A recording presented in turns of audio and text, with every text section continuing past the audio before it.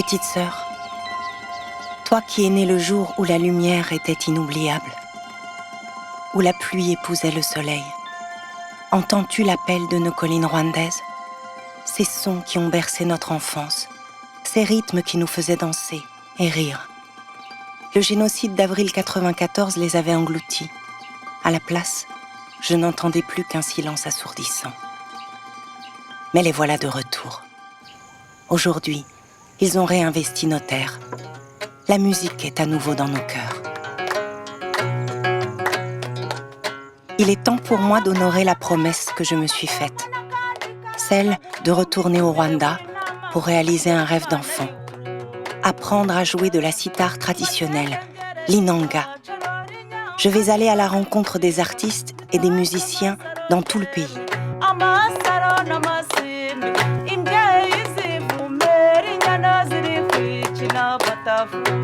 Je vais m'immerger dans le bain musical, dans les racines de notre culture.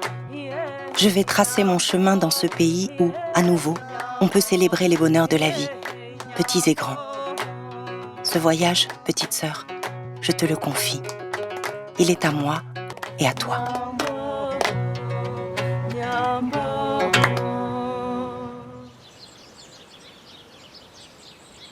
Ma vie est en France depuis plus de 30 ans. Je suis mariée avec Jean-Luc et nous avons 3 enfants. Mais une partie de mon cœur est restée au Rwanda, dans les collines où j'ai grandi. Je suis psychothérapeute et je pars 1 à 2 fois par an pour participer à la reconstruction des veuves et des rescapés du génocide.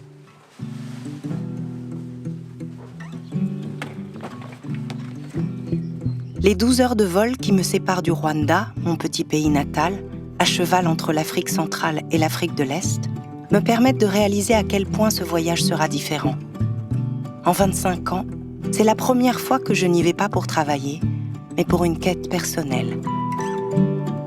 Quand j'atterris à Kigali, la capitale, je suis toujours médusée de constater à quelle vitesse la ville se transforme. Avant les années 2000, c'était encore un gros bourg avec des constructions mal agencées. Aujourd'hui, la ville est une des plus modernes du continent. Le pays s'est peu à peu éloigné de ses traumatismes et une nouvelle société s'est révélée.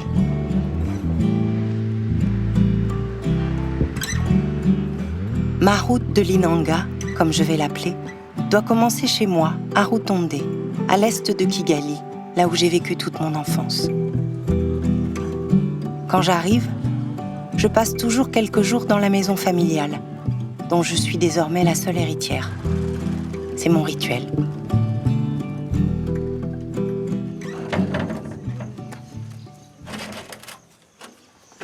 Oh, ça m'émeut de revenir.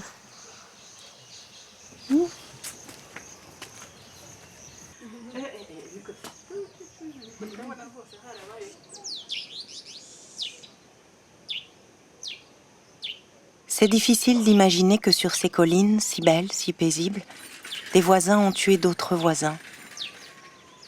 J'ai perdu presque toute ma famille dans le génocide des Tutsis, qui a fait près d'1 million de morts en 1994.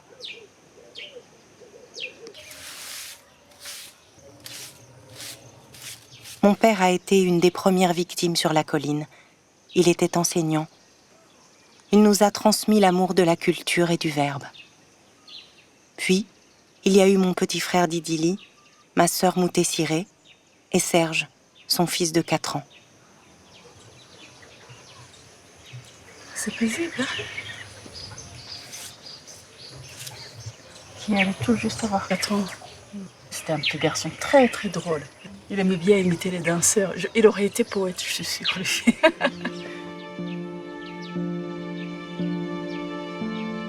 Pendant les périodes les plus sombres, je me suis raccrochée aux souvenirs des fêtes et des moments heureux de notre enfance ici. Lorsque les voisins se donnaient du sel et partageaient le lait, comme on a coutume de dire. Après leur disparition, il a été très compliqué pour moi de réinvestir cette maison familiale. Et puis, elle avait été détruite et pillée. Je n'arrivais pas à remettre des meubles, à la rendre agréable, à m'asseoir sur le perron. Mais au fur et à mesure, la vie a réinvesti la colline et ma maison. Ce soir, j'ai décidé d'organiser une veillée, comme du temps de mon enfance.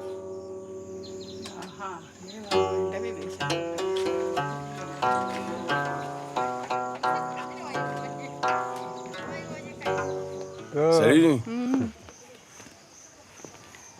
Comment vas-tu? J'ai encore ici mon oncle Modeste. Il m'a vu grandir.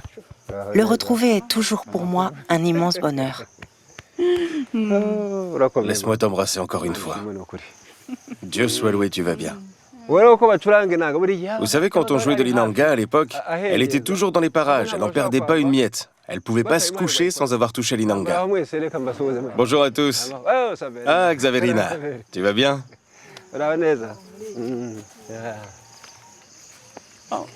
Comme oncle Modeste vous le disait, j'ai toujours adoré l'inanga.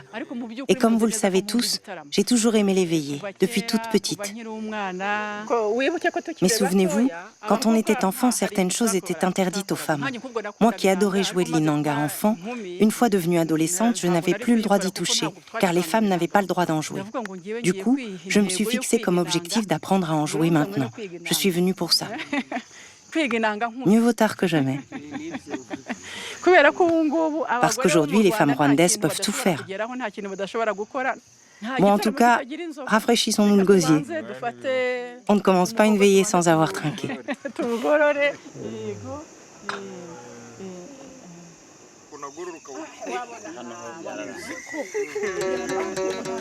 Ce vin de banane est vraiment délicieux.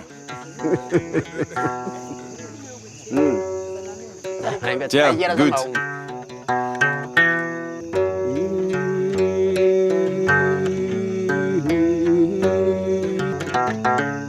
Izani inzoga nzaniye ndi mwana wa mama tuyiture macari waruvuza cyuma rwase muzigura ise muzigura ngeza musabinka azayimpa ndabizi mwana wa mama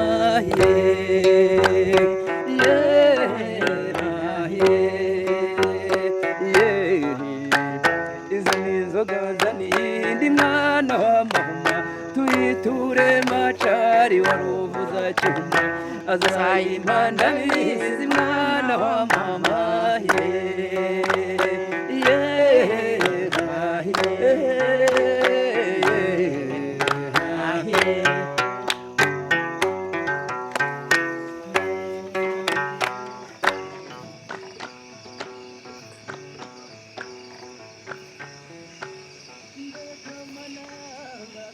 Petite sœur, te souviens-tu des veillées familiales? Ces moments qui ont nourri notre enfance. J'étais envoûtée par ces voix gutturales, quasi chamaniques, et par le son de l'inanga qui faisait vibrer les cordes de mon cœur. Ce soir, quelle joie de revoir chanter et danser toutes les amies de maman qui jadis nous fascinaient. Elles se sont retrouvées si seules lorsqu'elles ont perdu leur famille. Un temps, j'ai cru que je ne les reverrais plus sourire. Mais le chant, la danse ont été leur moteur pour avancer. Elles m'impressionnent toujours autant.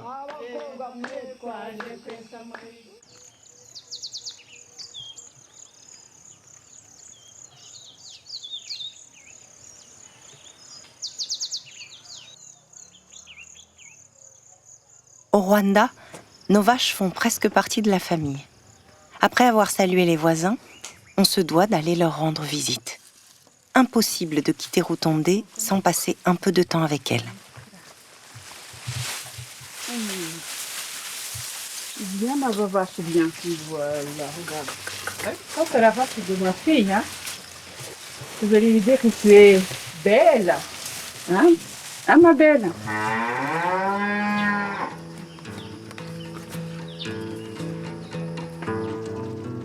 Mon voyage commence réellement maintenant. Je laisse la campagne de mon enfance pour rejoindre Nyanza, dans la province du Sud. C'est le berceau de la tradition musicale avec laquelle je suis venue renouer. Le pays est un des plus petits d'Afrique. Il se traverse en une journée. Et quelle que soit la route empruntée, l'horizon ne cesse d'onduler. On saisit alors toute la poésie de son surnom, le pays des 1000 collines. Et j'ai appris que l'un des monts de Nyanza avait vu s'épanouir des générations de fabricants d'inanga. Avant de me mettre à chatouiller la cithare, comme on dit chez nous, je dois comprendre comment elle se fabrique. Paul Ntaki Rutimana, un des luthiers de la région, va m'aider à percer les mystères de la naissance, autre expression d'ici, de cet instrument qui se façonne dans un arbre très spécial. Ces arbres ont une valeur inestimable. Ils ont une place tout à fait à part dans notre histoire et notre culture rwandaise. On les appelle les ubungo. Ce sont les mieux adaptés pour fabriquer des inanga de grande qualité, mais aussi des tambours et d'autres objets précieux dans notre société.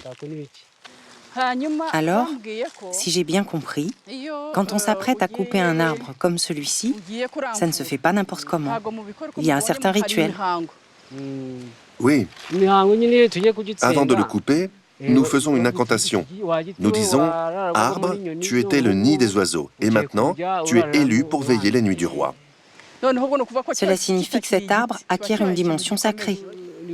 En effet, que ce soit dans un palais ou dans une maison, quand on joue de l'inanga, les lieux sont protégés.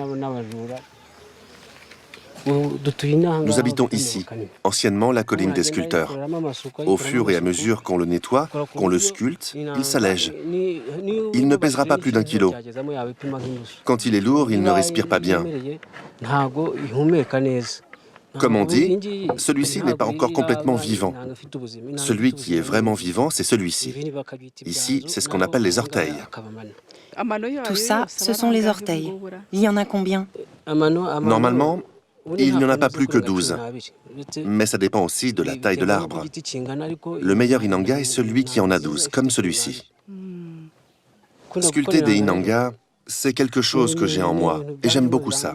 Je tiens ça de ma famille, de mon père, mon grand-père, mon arrière-grand-père.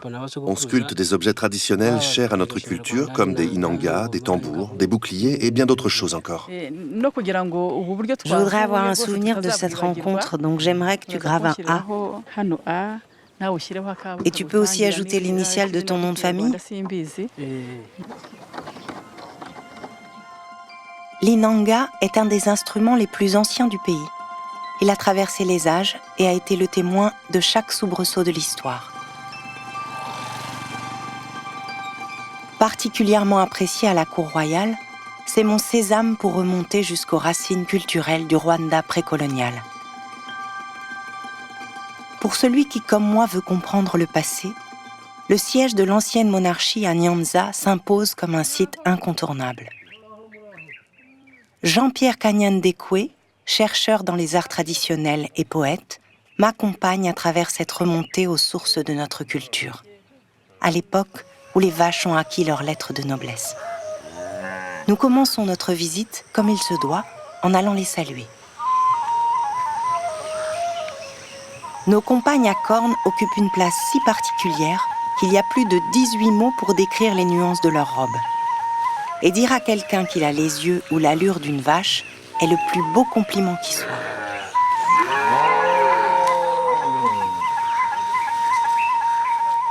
Les plus remarquables de toutes, les inyambo, signes de prestige et de richesse, sont les muses des bergers qui leur déclament des poèmes dans un vocabulaire très codifié qui me fascine.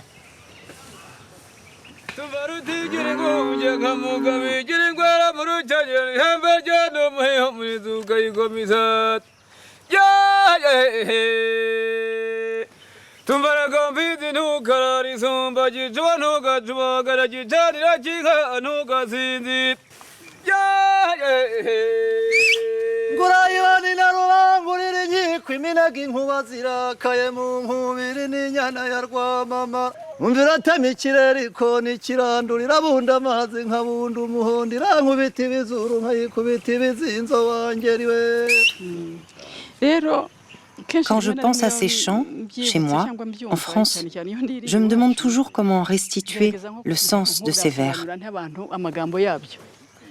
C'est impossible. C'est une ode. En fait, nous déclamons leur nom, nous créons une poésie. Nous vantons leur beauté, célébrons leur mystère. Mais c'est déclamé dans un langage très singulier. Oui, c'est très singulier, très compliqué à traduire dans une langue étrangère. Parfois, même les Rwandais non initiés ont du mal à saisir la profondeur de ces chants, alors même qu'ils parlent le Kinyarwanda. La poésie parle de leur pâturage, des endroits où elles se reposent. L'enclos, la traite, la gestation, l'accueil de son veau, l'abreuvoir qui la désaltère.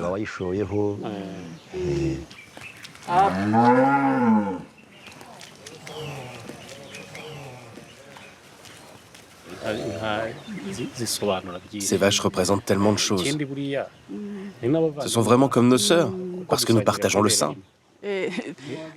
Alors si je dis ça là-bas chez moi en France, que nous partageons le même sein, je ne sais pas comment ça va être compris. Les gens sont souvent très étonnés de voir cet amour que nous portons aux vaches. On les considère comme nos sœurs, pas comme des animaux domestiques. Nous sommes liés par un pacte de lait et nous le respectons. Assister à la traite des vaches, c'est très beau. Voir la traite des Inyambo, c'est exceptionnel. C'est exceptionnel. C'est pour ça que quand je les vois, mon cœur s'emballe. Je ne sais même pas comment exprimer l'intensité de ce sentiment. C'est difficilement descriptible. Les vaches ont occupé une place centrale au sein de la monarchie. À l'époque, le souverain vivait dans un gigantesque palais de chaume et de bambou, entouré d'un dédale de 18 maisons plus petites, dont l'une était entièrement consacrée au lait. Lorsque les colons allemands puis belges sont arrivés à la fin du XIXe siècle, ils sont venus rencontrer le roi sur ce site. Le Rwanda est le dernier pays d'Afrique à avoir été colonisé. C'était alors déjà un État centralisé, avec des frontières bien établies.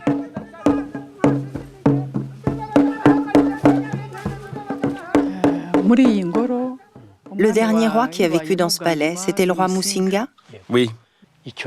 Le roi Musinga était au pouvoir au moment où les colons et l'Église catholique sont arrivés. Donc on vivait dans ce qu'on appelait le Rwanda originel, en quelque sorte.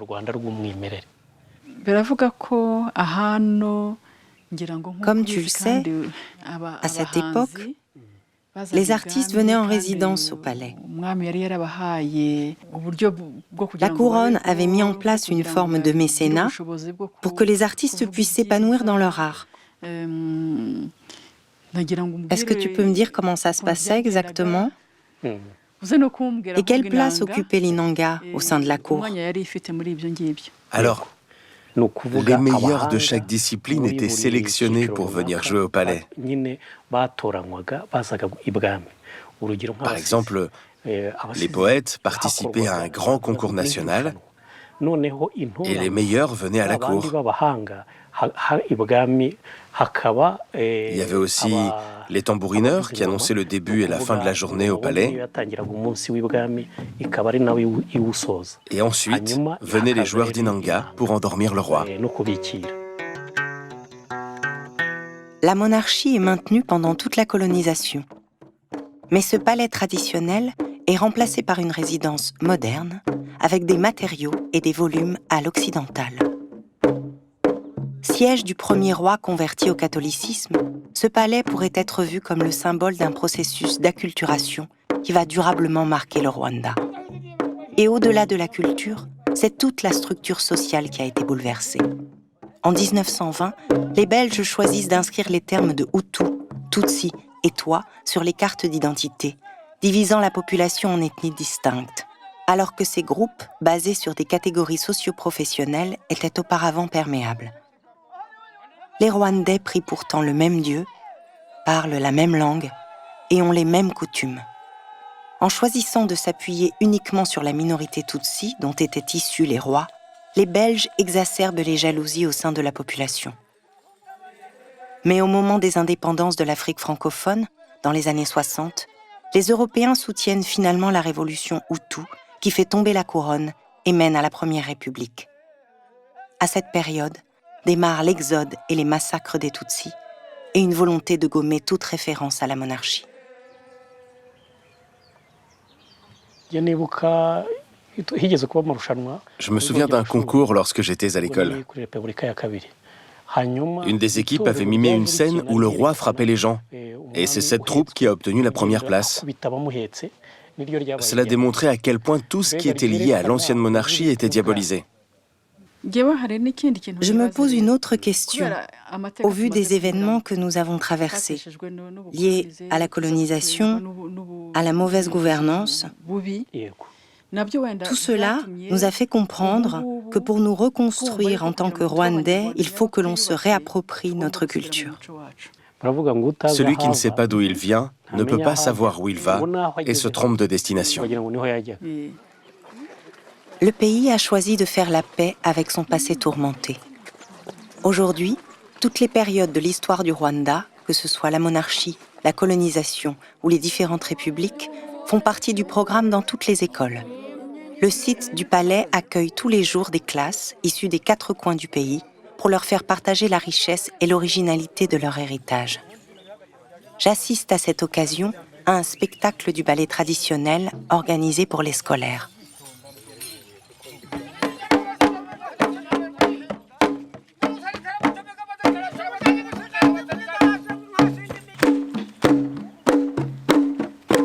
Ces danses de palais ont traversé les âges pour devenir aujourd'hui les emblèmes de notre culture.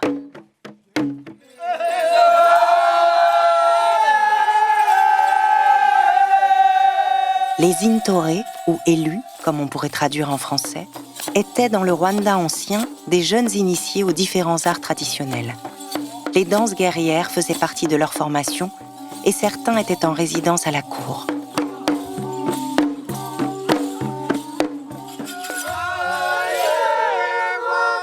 Les ballets féminins, plus lents, avec des pas glissés, insistent sur la sophistication des mouvements. Leurs bras souples imitent les cornes de nos vaches inyambo.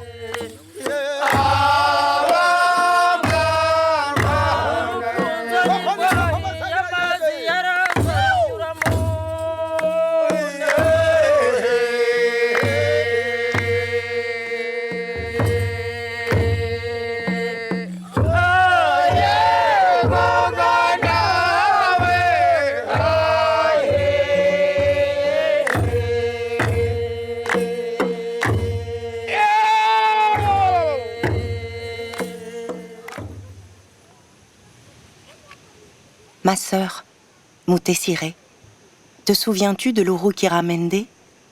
Cette discipline qui, au même titre que la danse, faisait partie de la formation des jeunes dans le Rwanda ancien. Nous regardions ces photos des sauteurs qui nous impressionnaient tellement. Eh bien, la pratique est revenue sur le devant de la scène. Intrépide et sportif comme tu étais, je pense que tu aurais essayé de défier ces jeunes de la colline de Kiruri.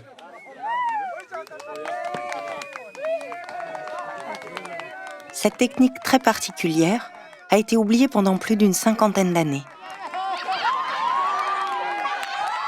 Mais elle a été relancée très récemment par un groupe de passionnés sur une colline à une centaine de kilomètres de Nyanza.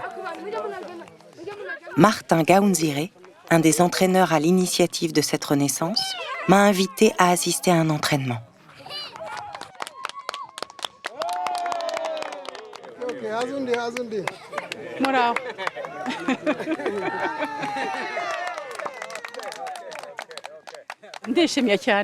Je suis très heureuse de voir les jeunes sauter ainsi. C'est très beau à voir. Ils ont hérité ça de leurs ancêtres. Ils s'entraînent comme ils le faisaient auparavant. C'est une forme d'exercice, ça leur permet de se maintenir en forme. Ça faisait d'eux des combattants vigoureux. Pour intégrer l'armée, il fallait être un bon sauteur. Les sauteurs passent la barre en se penchant sur le côté, une jambe fléchie, une jambe droite. Parce que quand ils allaient à la guerre, qu'ils pourchassaient les ennemis, ils devaient sauter au-dessus de différents obstacles, des maisons, des buissons. Et comme ils portaient des flèches dans leur carquois, en sautant ainsi, ils faisaient en sorte qu'elles ne tombent pas et qu'ils ne se blessent pas.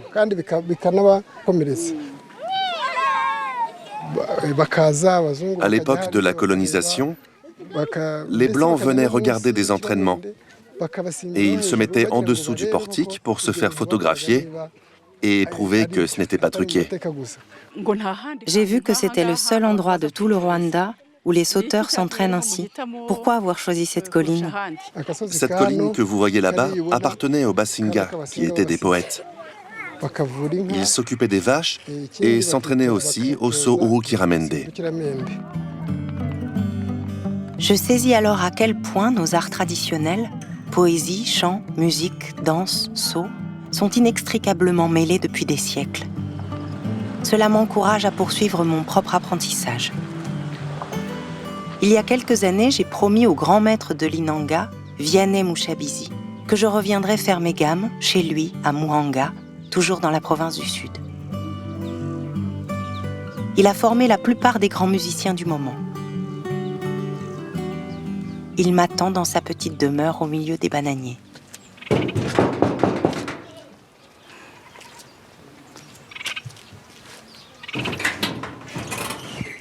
Bonjour. Ah, c'est toi. Oui, c'est moi. La paix est avec toi. Voilà, comme promis, je suis là, comme on dit, mieux vaut tard que jamais. Tu vois, je suis venue avec.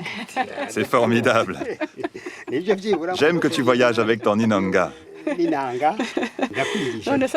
Tu te souviens que c'est toi qui me l'as donné? Mais oui, c'est moi.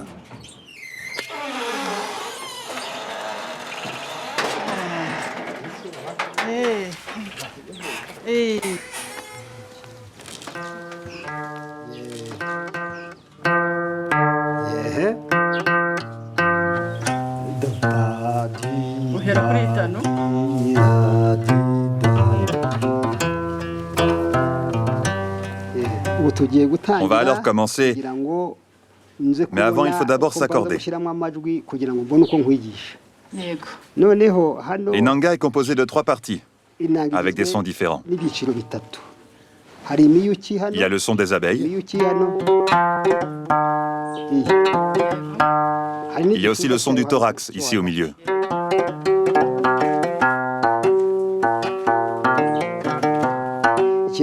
Ensuite viennent les basses, celles qu'on appelle les réconfortantes. Ce sont les cordes du bas jusqu'à la 8e corde.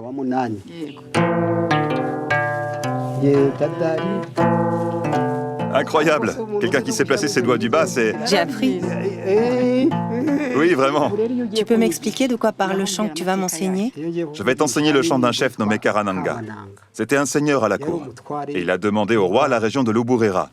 Il a dit « Je veux cette région avec ses volcans et leurs racines, c'est-à-dire les collines et les vallées alentours. » Mais il ignorait que les colons s'étaient déjà approprié le territoire. Bon, espérons que je vais savoir le jouer. Tu vas y arriver.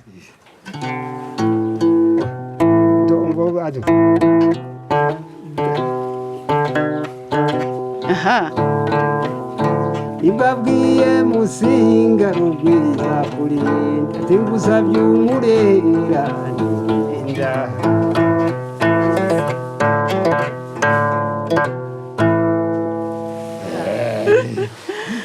Je suis vraiment contente. Je vais continuer à m'exercer. Ah oui, il faut continuer. J'ai déjà une ampoule.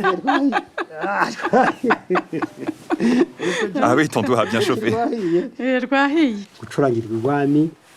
Tu sais, l'inanga était le seul instrument qui était joué à l'intérieur du palais royal. Mes ancêtres y ont joué. Ensuite, ils se sont passés leur savoir de génération en génération, jusqu'à ce que ça arrive jusqu'à moi. Mon père jouait, c'était un grand artiste. C'est lui qui m'a appris. J'ai commencé très jeune, j'ai grandi avec. Et ensuite, cela a été à mon tour de l'enseigner à mes enfants. Ils jouent tous très bien maintenant. Pour terminer, j'aimerais vraiment bien que tu me joues Zaningha. Tu sais, le morceau que tu as composé. Est-ce que c'est possible que tu le joues avec ton fils?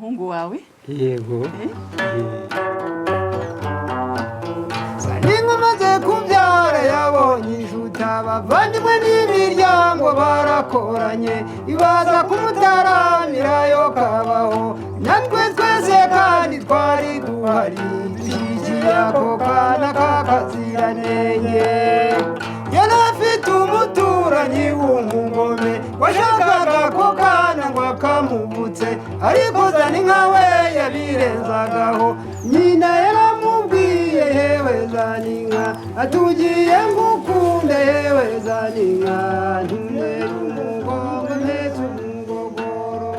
l'écho de leurs chants résonne bien au-delà des collines du sud. Toute contente d'avoir ajouté quelques nouveaux accords à mon répertoire, je décide d'aller vers le nord où les arts traditionnels se parent d'autres accents, d'autres couleurs.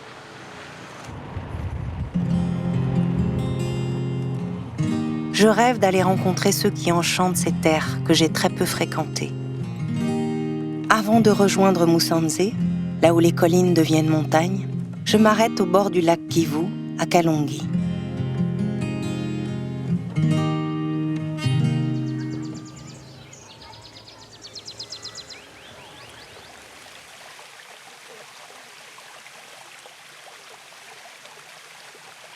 Tu le sais, Moutessiré.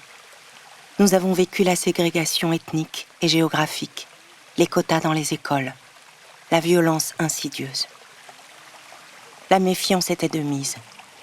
Aujourd'hui, je peux sillonner le pays sereinement pour embrasser toutes ces nuances, sentir la magie propre à chaque territoire.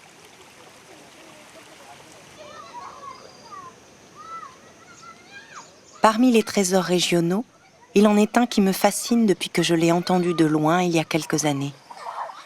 La mélopée des pêcheurs du Kivu. Depuis ce jour, je rêve d'aller à leur rencontre au milieu du lac pour m'immerger dans leur univers. Perché à 1460 mètres d'altitude, entre Congo et Rwanda, c'est le plus haut lac d'Afrique centrale. Il est considéré comme une des perles du continent. Les lodges fleurissent aux abords des criques pour les voyageurs en quête de poésie. Chaque soir et chaque matin, sur ce miroir argenté où le temps semble suspendu, entre montagnes et forêts, se déploie un fantastique ballet.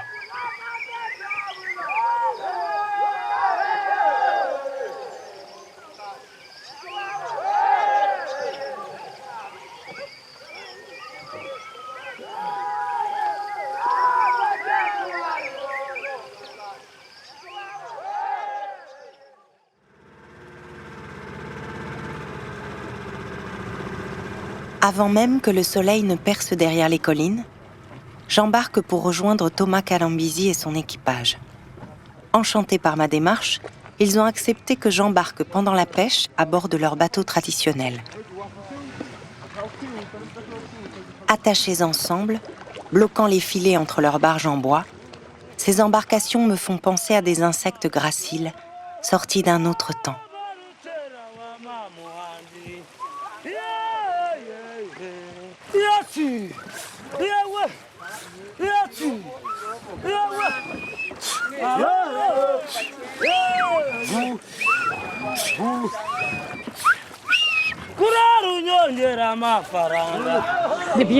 Quel cadeau magnifique de pouvoir écouter ces chants. Il paraît qu'ils ont une signification. Ces chants servent à donner de la force. Cela encourage à naviguer vite et bien.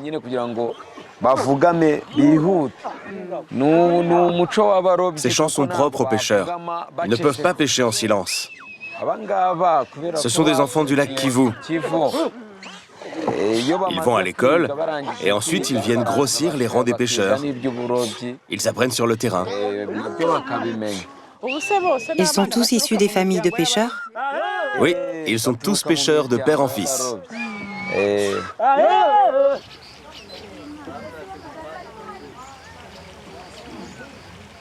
À l'heure où les habitants du lac s'éveillent, les embarcations regagnent la berge pour vendre leur pêche.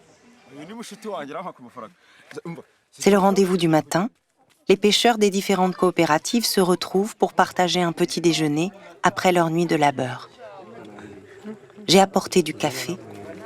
Ils font griller leur isambaza, les petits frettins introduits dans le lac dans les années 60. Cette escapade dans l'univers de ces pêcheurs m'encourage à en savoir davantage sur ces chants envoûtants qui rythment les efforts du quotidien. Et plus particulièrement l'ikinimba, qui accompagne les travaux des champs.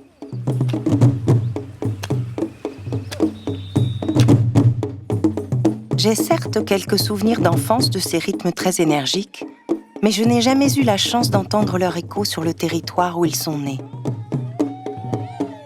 Je reprends donc la route vers le nord, là où les travaux agricoles ont façonné un répertoire musical riche et complexe dont je veux percer les secrets. C'est à Rulindo que cette expression artistique est ancrée. Sur les terres ancestrales des cultivateurs de sorgho, les tambours rythment chaque étape de la vie agricole.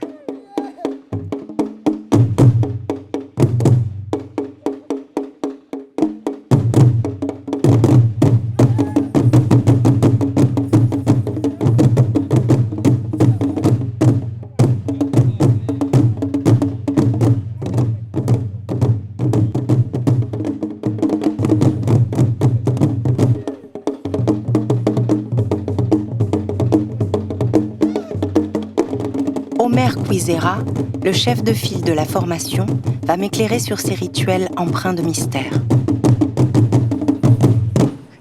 Kwizera, je suis ravie. Vous êtes des sacrés tambourineurs. Bon, après, j'imagine que ce n'est pas étonnant. En effet, ça n'a rien d'étonnant, car nous sommes ici dans la région de Lubumbongo, là où il y a les détenteurs des secrets des tambours, ce qu'on appelle les Abiru. Nous avons donc une façon de les faire vibrer tout à fait particulière. Ces tambours officient lors des rites liés à la célébration des récoltes. À l'époque, les Abiru transportaient les graines selon des codes bien précis au palais du roi. Et une troupe de tambourineurs les accompagnait tout le long. Tu es toi-même un descendant d'Abiru, n'est-ce pas? En effet, je suis un descendant des Abiru, de ceux qui sont détenteurs des secrets du tambour et des vivres. Et tu trouvais important de perpétuer cette culture? Nous avons voulu donner à cette culture l'envergure qu'elle avait auparavant. Tu sais, en langage imagé, on pourrait exprimer ça en disant « Tu peux manger, mais en fait, tu n'es pas nourri ».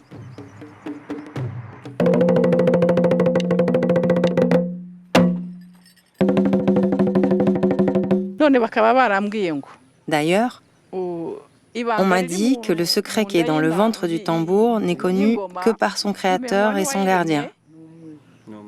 Son créateur et son gardien. C'est bien ça? Il y a vraiment un secret là-dedans? Oui, il y a l'Ubuiru. Laisse-moi entendre. Comment savoir ce qui est dans le tambour?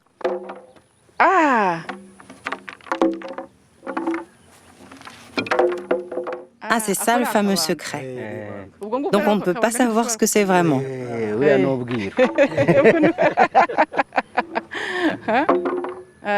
Tu l'as entendu? Oui, j'ai entendu. Alors le secret va rester dans le ventre du tambour jusqu'à ce qu'il accouche. Le tambour ne me livrera pas son secret. Mais j'imagine que cela pourrait être un épi de sorgho, car il est au cœur d'une liturgie très ancienne. Au moment des prémices, le roi et la population préparaient et partageaient une pâte spéciale avec cette céréale. Ces rites fédérateurs, mais considérés comme païens, ont été abolis par les colons. Aujourd'hui, ils sont à nouveau célébrés et permettent de resserrer les liens.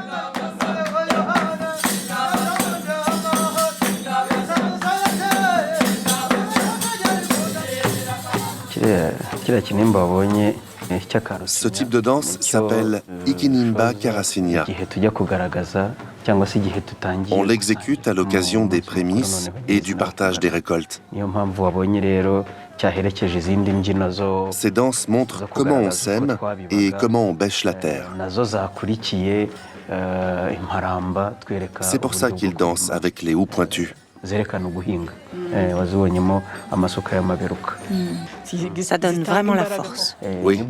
Du coup, tu sens l'énergie et tu te dis que les travaux peuvent démarrer. Je comprends alors qu'au même titre que les vaches, l'agriculture acquiert par ces rituels une dimension presque sacrée. Je réalise à quel point ce voyage dans la province du Nord comble les espaces laissés vacants par mon instruction au temps de la ségrégation.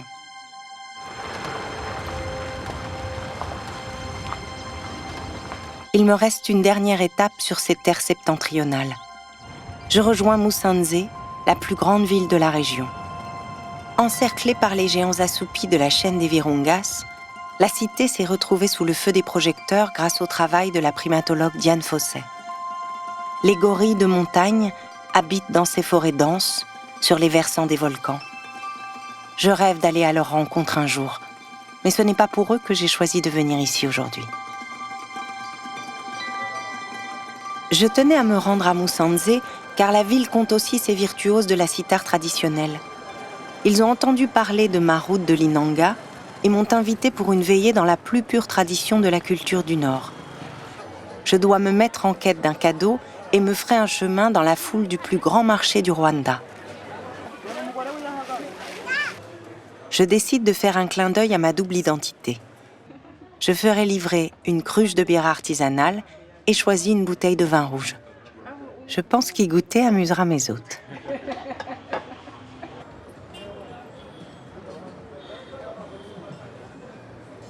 Moutessiré, wapfouye yalehouze. Celui qui est mort, c'est trop hâté, comme on dit. Te souviens-tu lorsque dans les années 90, je m'étais rendue à Musanze avec des amis? Je m'étais sentie mal à l'aise, dévisagée, suspecte. Nous étions vite repartis. Aujourd'hui, tu serais étonné de voir le brassage culturel qu'il y a désormais partout. Il n'y a plus d'histoire d'ethnie, de Tutsi, de Hutu, de toi. D'ailleurs, ces termes ont été officiellement bannis du vocabulaire. La soirée est organisée sur une colline de Kinigi. Tout le village est venu écouter jouer Félicien Kabatsi, un musicien très réputé de la région. Son style, souvent burlesque, inspiré par des événements du quotidien, est tout à fait différent de la sitar épique et romantique du Sud. Jean-Pierre, mon ami poète de Nyanza, m'a rejoint pour découvrir lui aussi cette manière de jouer et de festoyer. Grâce à cette route de l'Inanga, on a parcouru différentes régions pour saisir toute la richesse du répertoire musical. Avant, comme vous le savez, chacun restait chez soi, ceux du sud au sud, ceux du nord au nord, et on ne se retrouvait pas pour faire la fête. Ce que je souhaite vraiment, c'est faire la fête avec vous. Oui, comme ça on se rencontre vraiment. Avant, ce n'était pas ainsi. Oui, la division a régné, mais aujourd'hui ça n'existe plus. On peut se rencontrer, faire la fête, échanger. Je vais vous jouer un morceau de mon cru façon traditionnelle. J'aimerais d'abord vous offrir un verre. Merci beaucoup, ma fille. Une petite gorgée avant de jouer. Laisse-moi savourer cette boisson. Ça nous donne l'occasion de boire dans le même verre.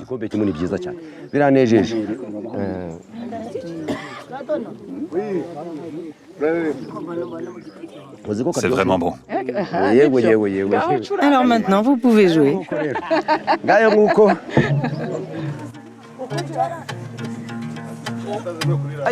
yemerero umugore tumire embazi kibuna gituma mu dihindaganya buhinda inzadi byo bayinze nibishira zagenda ikaze kose umuse wo gutarura ngo yikubita musiko icanwa kirashirira umugore arakiyora akijana mu bagabati mu ndibiriro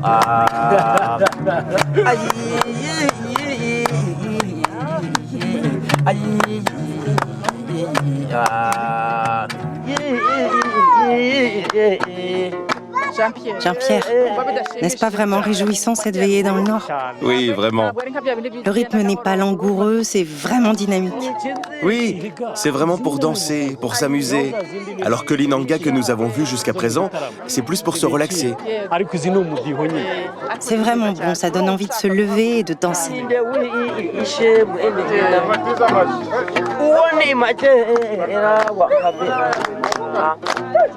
Je suis très heureux. C'est la première fois que tu fais une veillée dans cette région, toi aussi? Oui, tout à fait. Notre amour des arts traditionnels est un ciment pour notre société.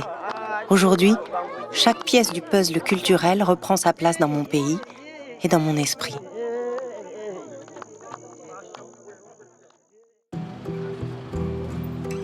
j'ai choisi de garder Kigali pour la fin de mon périple.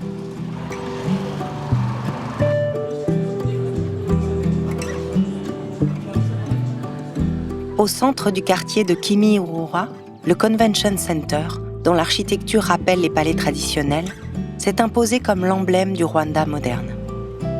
Depuis 20 ans, la ville construit sa prospérité sur les nouvelles technologies et le tourisme d'affaires. Toujours dans cet esprit de modernité, l'égalité homme-femme est inscrite dans la Constitution depuis 2003. La moitié des diplômés de l'université sont des femmes, et elles occupent plus de 60 sièges sur les 80 du Parlement. Dans cette capitale bouillonnante, forte des influences venues de tout le pays et d'ailleurs, une nouvelle génération d'artistes émerge. Sophie Nzayisenga en est une des fers de lance. Première femme à avoir été reconnue pour son talent de joueuse d'inanga, elle est aujourd'hui devenue une véritable star au Rwanda. Bravo.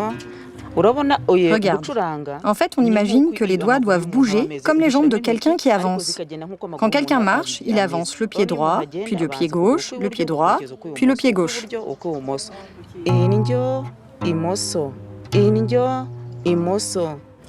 C'est vraiment magnifique. Ça fait plaisir de devoir encourager et former les jeunes filles. J'ai hérité ça de ma famille. Mon père, Kiruzu Thomas, était un célèbre joueur d'inanga. Et puis on faisait des veillées chez mon oncle Mushabizi Vianney, que tu connais. J'ai été élevée par une belle-mère. Et quand elle me voyait en train de jouer, elle me disait « Mais tu n'as pas honte de récupérer l'inanga de ton père pour jouer ?» Mais moi, je voyais pas le mal.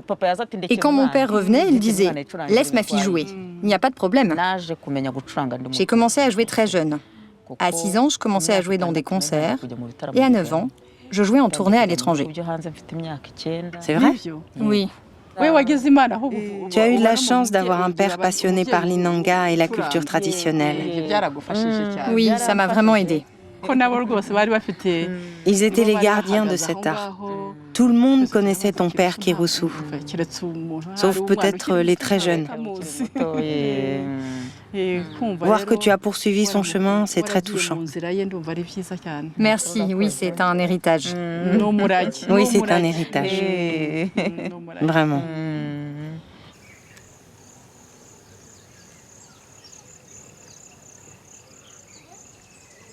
Les artistes rwandais ont créé un style tout à fait unique.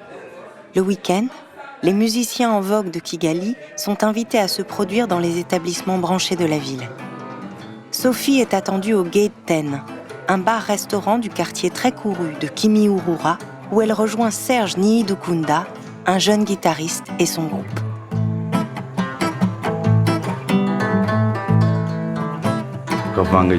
Associer la guitare, l'inanga, le djembé, tous ces instruments rwandais, c'est génial ce mélange.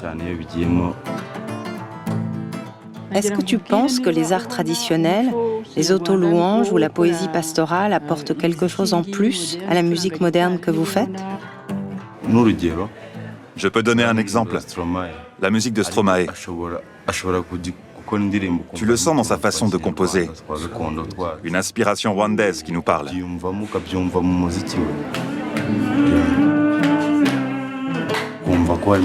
Quand on les interprète, on ressent tous ces rythmes. C'est génial.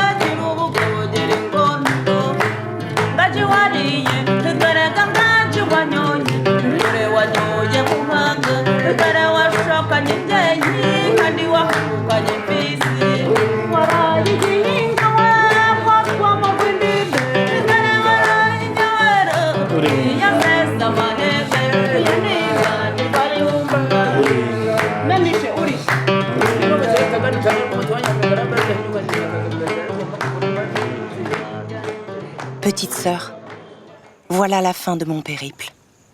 J'ai fait le tour du pays. Je suis encore sous le charme de toutes ces rencontres. Tous ces souvenirs et rêves d'enfance, j'avais imaginé qu'on se les remémorerait quand nous serions vieilles toutes les deux. Alors je te dédie cette route de l'Inanga. Ahutali Dahakubele. Là où tu n'es pas, j'y suis pour toi. C'était vraiment bien. C'était bien. On a fait du chemin. L'instrument nous a permis de nous parler profondément de ce que nous avons traversé, mais sans insister et sans avoir aussi à se mettre mal à l'aise. Je suis allée dans des régions où peut-être avant j'aurais été avec peur, et là je me sentais chez moi. Donc c'est quand même incroyable. Enfin, oui, mais même là, quand je le dis, je sens que ça m'émeut. Voilà, je me suis sentie chez moi partout au Rwanda. C'est génial.